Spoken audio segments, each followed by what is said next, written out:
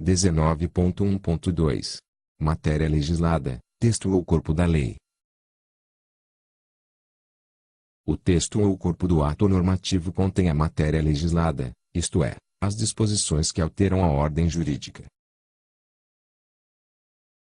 É composto por artigos, que, em ordem numérica crescente, enunciam as regras sobre a matéria legislada. Na tradição legislativa brasileira, o artigo constitui a unidade básica para a apresentação, a divisão ou agrupamento de assuntos de um texto normativo. Os artigos podem desdobrar-se, por sua vez, em parágrafos e incisos, os parágrafos e incisos, estes, em alíneas, e estas, em itens. Exemplo. Artigo 487. Haverá resolução de mérito quando o juiz: Inciso 1º. Acolher ou rejeitar o pedido formulado na ação ou na reconvenção. Inciso 2º. Decidir, de ofício ou a requerimento, sobre a ocorrência de decadência ou prescrição. Inciso 3º. Homologar. Alínea A. O reconhecimento da procedência do pedido formulado na ação ou na reconvenção. Alínea B. A transação, é. Alínea C. A renúncia à pretensão formulada na ação ou na reconvenção. Parágrafo único. Ressalvada a hipótese do parágrafo 1º do artigo 332, a prescrição e a decadência não serão reconhecidas sem que antes seja dada às partes oportunidade de manifestar-se. Brasil, 2015b. 19.1.2.1. Agrupamento de dispositivos. Como assinalado no subitem 16.2, sistemática externa da lei, a dimensão de determinados textos legais exige uma sistematização adequada. No direito brasileiro, consagra-se a seguinte prática para a divisão das leis mais extensas.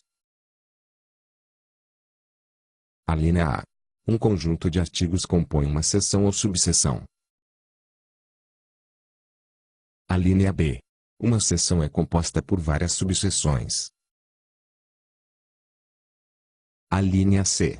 Um conjunto de seções constitui um capítulo. Alínea D. Um conjunto de capítulos constitui um título, é. Alínea E. Um conjunto de títulos constitui um livro. Se a estrutura do texto requerer agrupamento, adotam-se as partes, que se denominam parte geral e parte especial. Pinheiro, 1962, página 110. Exemplo. 19.1.2.2. Cláusula de revogação. Até a edição da Lei Complementar no 95, de 1998, a cláusula de revogação podia ser específica ou geral. Desde então, admite-se somente a cláusula de revogação específica. Dessa maneira, atualmente é vedado o uso de cláusula revogatória assim expressa, revogam-se as disposições em contrário. A revogação é específica quando precisa o ato normativo ou os dispositivos dele que ficam revogados.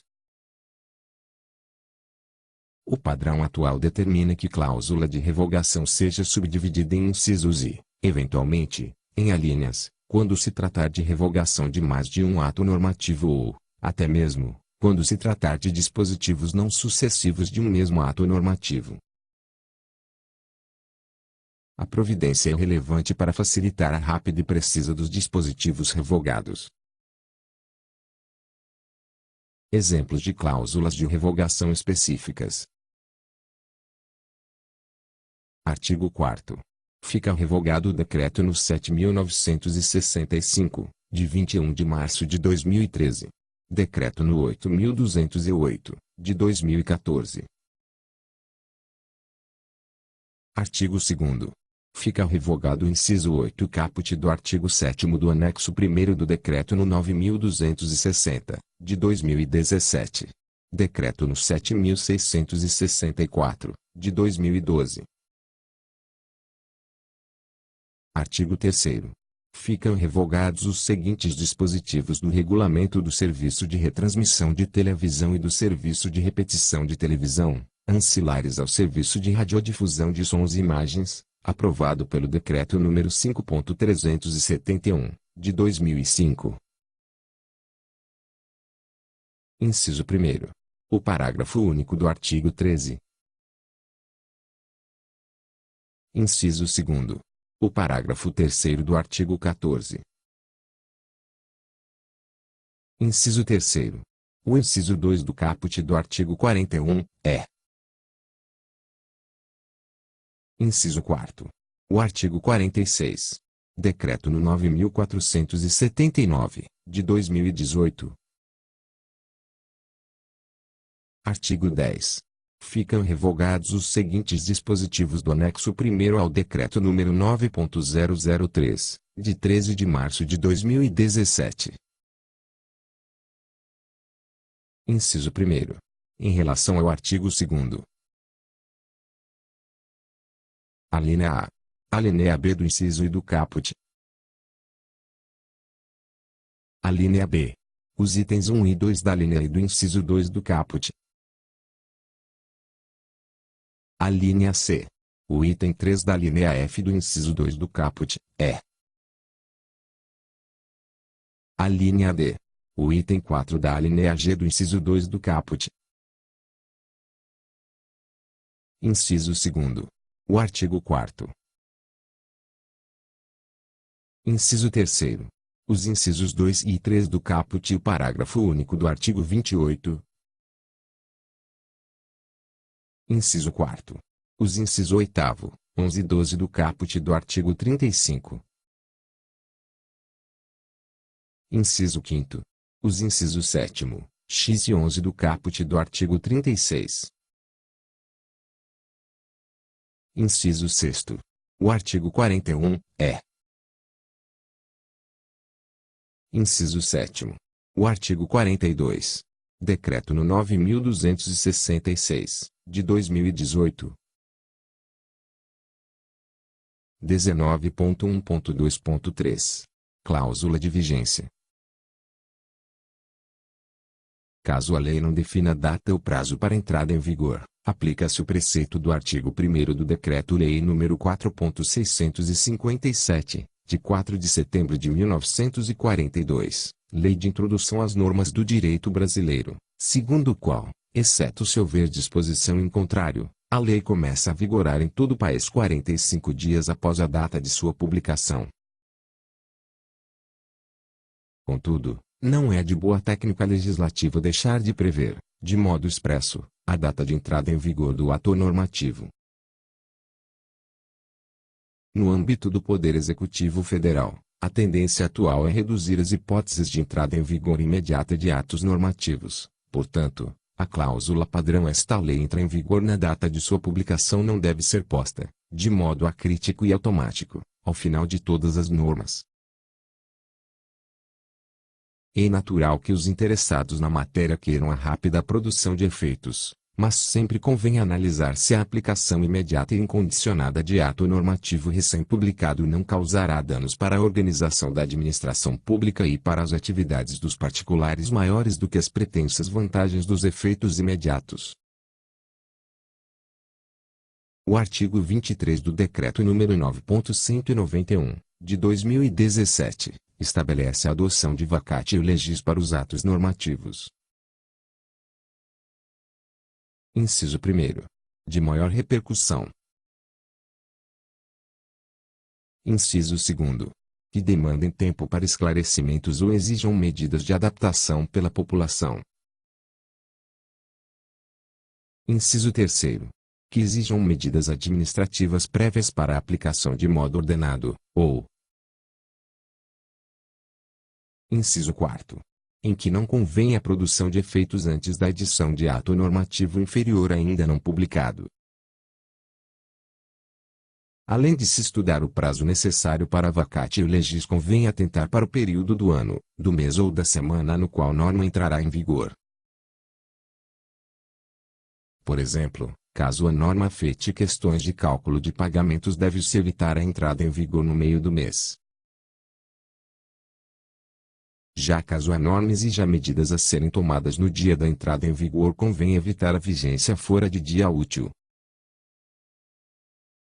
Outra recomendação relevante é evitar utilizar a data de 1º de janeiro para início da vigência ou da produção de efeitos sem análise da conveniência de os particulares e a administração terem de tomar providência em dia que é feriado e, muitas vezes, coincide com troca de governo. Estes são alguns exemplos de formulações que, segundo os novos padrões, podem ser adotadas na cláusula de vigência. A linha A. Formulação padrão para medidas provisórias, nas quais, considerando a urgência e relevância inerentes ao ato, a vacatio legis ou a postergação de efeitos somente podem ser admitidas em situações excepcionais. Exemplo. Artigo 7º. Esta medida provisória entra em vigor na data de sua publicação. Medida provisória número 858, de 23 de novembro de 2018. A linha B. Formulação própria para decretos, nos quais se tem a administração da data exata de publicação, portanto, pode-se definir o dia exato de entrada em vigor. Exemplo. Artigo 60. Este decreto entra em vigor em 1º de fevereiro de 2018. Decreto número 9.191, de 2017. No caso de decretos, a praxe atual consiste em órgão proponente encaminhar proposta à Presidência da República contendo o tempo necessário de vacatio legis, e a indicação do momento mais oportuno de entrada em vigor. Com base nessas informações, a Casa Civil da Presidência da República arbitra a data de entrada em vigor imediatamente antes de submeter o ato ao Presidente da República. A linha C.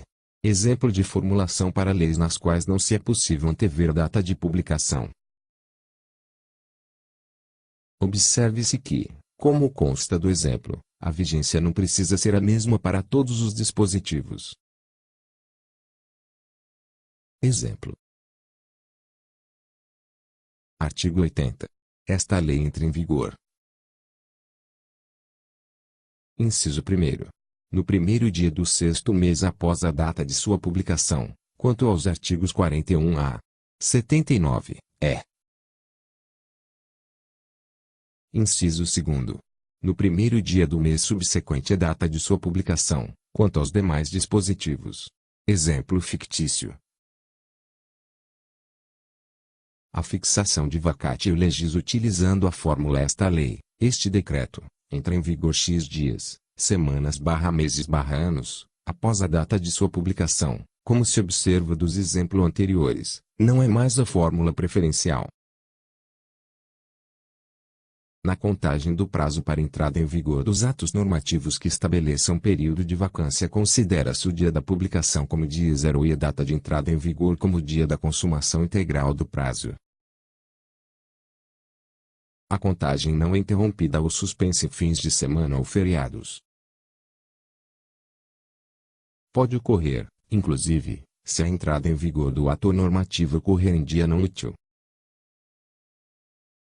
Caso a vacatio legis seja estabelecida em semanas, meses ou anos, considera-se que a entrada em vigor ocorrerá no dia de igual número do de início, ou no imediatamente posterior, se faltar exata correspondência.